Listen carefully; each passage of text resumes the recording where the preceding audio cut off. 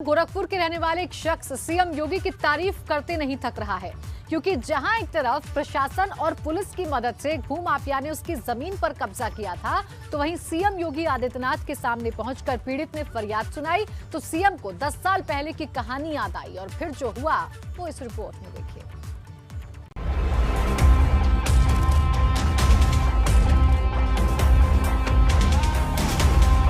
चेहरे पर खिली ये मुस्कान और लबों से आभार की दास्तान प्रदेश के मुखिया योगी आदित्यनाथ की थी, जिनकी वजह से एक शख्स को उसका आशियाना वापस मिला। दरअसल ये है राजेंद्र यादव, जो गोरखपुर के कैंट थाना इलाके के गोलगर खोआ मंडी गली में रहते हैं, लेकिन 17 जनवरी 2021 की उस शाम को नहीं भुला पाते जब उनके मकान पर इलाके के एक दबंग ने कब्जा कर लिया। भूमाफिया प्रभाकर द्विवेदी ने राजेंद्र यादव के मकान पर कब्जा कर लिया और उसके इस कारनामे में साथ दिया स्थानीय प्रशासन ने। देखते ही देखते प्रभाकर द्विवेदी ने राजेंद्र यादव के आशियाने को हड़प लिया और फिर दबंगई के दम पर प्रशासन की मदद से राजेंद्र यादव के मकान को ढहा दिया गया। दरअसल हमारा 1983 से रजिस्टर्ड बैनामा था। मैं 40 वर्षों से यहाँ पे रह रहा हूँ और गलती से प्रभाकर द्विवेदी भूमाफिया मेरी चौहद्दी दे करके लिखवा ली और प्रशासन से मिल करके सांठ-गांठ करके ले आकर के हमारा मकान ढहवा दिया।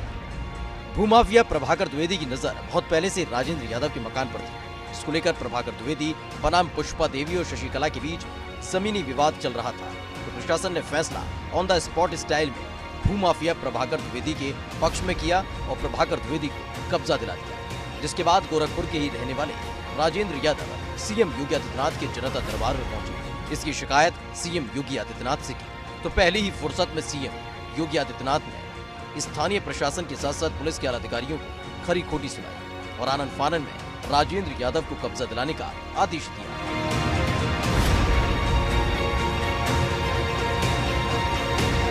जिसके बाद हरकत में आए प्रशासन ने कार्रवाई करते हुए प्रभाकर द्विवेदी के निर्माण पर जेसीबी चला दी और निर्माण को ढहा दिया।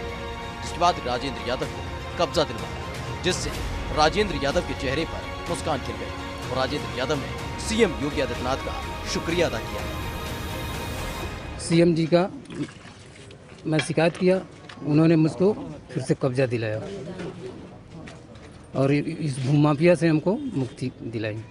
तो इस कार्रवाई से खुश हैं आप? हाँ, बहुत खुश हूँ। मुख्यमंत्री जी को क्या कहना चाहेंगे? सदा आभारी रहूँगा मैं उनका। 1983 में 3 लोगों के नाम हुआ बैनामा। आशा देवी, सीता और सरस्वती के नाम बैनामा। 2 कमरा बनवाकर लक्ष्मी यादव को दिया। राजेंद्र यादव के ससुर हैं लक्ष्मी यादव। लक्ष्मी यादव ने अपनी दोनों बेटियों के नाम ये जमीन कर दी, जिसके बाद पिछले 40 साल से राजेंद्र यादव इस जमीन पर मकान बनवाकर रह रहे हैं। प्रभाकर द्विवेदी की इस जमीन पर नजर पड़ गई। भूमाफिया विनोद उपाध्याय का पार्टनर है प्रभाकर द्विवेदी। प्रशासन ने भी प्रभाकर द्विवेदी का साथ दिया, जिसके बाद सीएम के आदेश के बाद अवैध निर्माण तोड़ा गया और फिर राजेंद्र यादव को उनका आशियाना मिल गया। दरअसल ये पहली दफा नहीं है जब राजेंद्र यादव के मकान पर भूमाफिया ने कब्जा किया हो।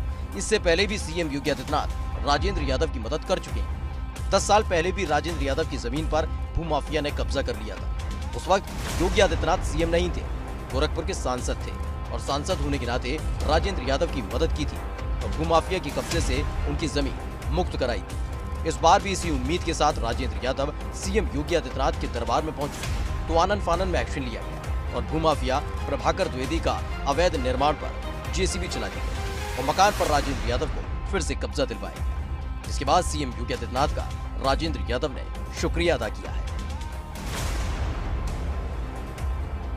गोरखपुर से नीरज श्रीवास्तव के साथ ब्यूरो रिपोर्ट एबीपी गंगा।